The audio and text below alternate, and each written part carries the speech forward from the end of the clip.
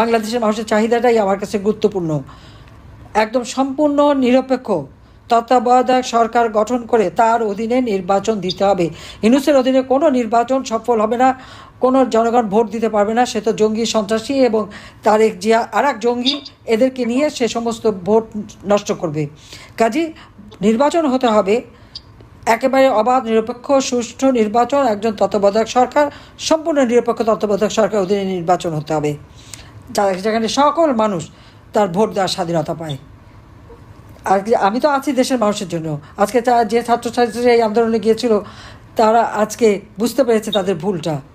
সবাই আমাকে ফোন করে, আমার কাছে ক্ষমা চাই। এটা তো আমার নাতির বয়সী, ক্ষমা করার কী আছে? তাদেরকে বিভ্রান্ত করা হয়েছে। এই বয়সটা অল্প বয়স, এটা তো বিভ্রান্ত হওয়ারই বয়স। আমি বলছি আমার কাছে ক্ষমা চাইতে হবে না, আমি এমনি ক্ষমা করি, দোয়া করি তোমরা অন্তত সঠিক পথে আসো, দেশকে ভালোবাসো, দেশের মানুষকে ভালোবাসো, মানুষের জন্য কাজ করো, এটাই। ওই সুদখোর জঙ্গিদের জন্য না। যে বাংলাদেশ উন্নয়নের রোল মডেল, সেই বাংলাদেশ আজকে জঙ্গির দেশ হিসেবে পরিচিত। এই অপবাদ থেকে বাংলাদেশকে মুক্ত করে বাংলাদেশকে আবার আমরা শান্তি, নিরাপত্তার দেশ হিসেবে বিশ্ব দরবারে সম্মান ফিরিয়ে আনবো। আজকে 32 নম্বর সেই বাড়িটি আগুন দিয়ে পোড়ায় দেয়। ওই আগুনটা প্রথম যে লাগিয়েছিল সে কিন্তু বিএনপির, যে ছবি তুলে আবার তারিখ জেকে পাঠায় প্রমাণসহ। কিন্তু দুর্ভাগ্যের বিষয় যে এই বাড়িটি রক্ষা করার চেষ্টা কেউ করলো না। সেখানে পুলিশ, সেখানে সেনাবাহিনী।